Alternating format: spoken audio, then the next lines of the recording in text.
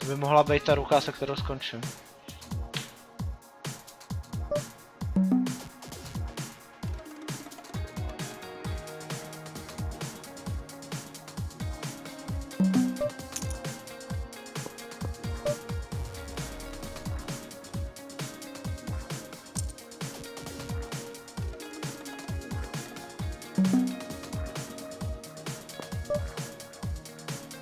Pokud má desítky nebo jacky, tak se může urvat ze řetězu. Jako může mít osmičky, to se nedá nikdy vyloučit. Já to jenom call.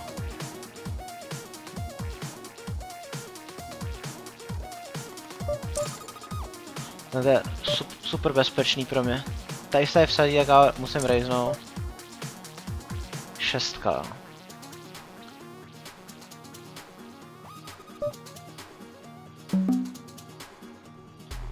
No já se takhle doufám, že mi to desítky a jackové dají. Pokud má queeny, tak pojem můžu se víc a queeny jako může mít.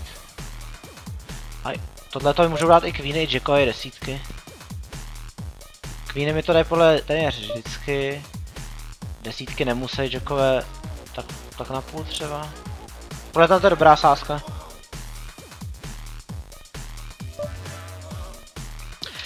Nedá se nic dělat, on může mít osmičky, Jako jestliže takovýmhle způsobem to uslouplejoval, že tady podle mě... Tak to byl ten pot, který jsem říkal.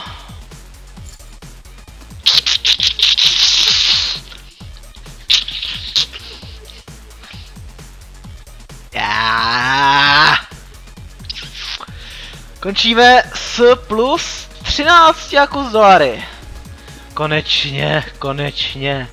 Já jsem měl tak zoufalý streamy v poslední době. Já jsem měl takovou smůlu, jako skutečně, já jsem měl takovou smůlu, že kdybych tohleto hrál včera, předevčírem nebo nějaký dny předtím, tak vám můžu garantovat, že protivník má v ruce 8. Nice ending. Díky.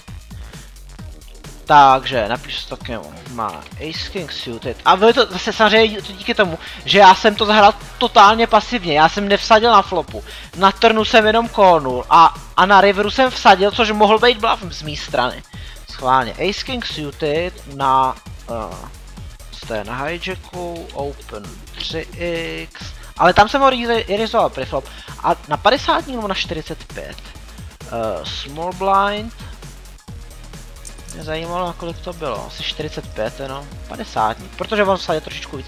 Aha, open 3,2x.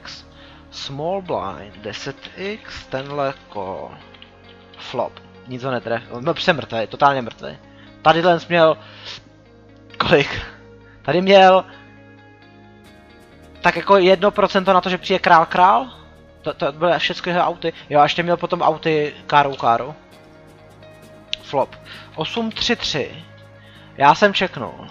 Check tenhle. Jo, tenhle ten vsadil, protože se mě snažil dostat. Tak to je zajímavé, že když jsem mu to tady dal, že se potom ještě snažil. Flop, tohle. Check, tenhle. Bluff, bet. Kolik, řekněme 100%. Call. Na turnu to bylo check asi, že jo? Ha! Turn 2, která nic nemění. Check, tenhle check. Protože on si řekl, že já asi něco mám, takže mě z toho nedostane, že 2 nic nemění. A na riveru. A schválně proč se rozhodl? A já tady sázím. A sázím celkem dost. Možná, že on si řekl, že takhle velká sázka, na to, že jsem na flopu jenom takhle callnul, tak že to může být bluff, no, nevím, no. River 6, někdo bet 2/3, tenhle all in 300%, jo. Přispěná na tu cenu. All in 300%, ne 200%. 200, ale něco takového, to je jedno, 220%, 240% a... ne, 220. Jakou já jsem měl cenu tady? Jo, tady já jsem měl doplatit 450 centů do výsledného potu, které je toto plus 450, neboli do 1600, do 1600, neboli mně stačilo být dobrý ve třetině případů. A já jsem jako, tam totiž nebylo moc věcí, co by mě poráželo, fakt že ne. Fakt skoro nic mě neporáželo, kromě té 8. Případně 6. No. Takže tam to jsem nemohl foldnout. Tohle to bylo dostatečně dobrý, že to byl tak dry board, že to byl celkem jednoduchý kol. A z jeho strany to byl špatný bet, protože fakt, já jsem tu cenu měl tak nízkou. Že on ti mohl, ano, on ti možná mohl vyfoldovat desítky. Možná jacky. Ale queeny už asi ne. Super.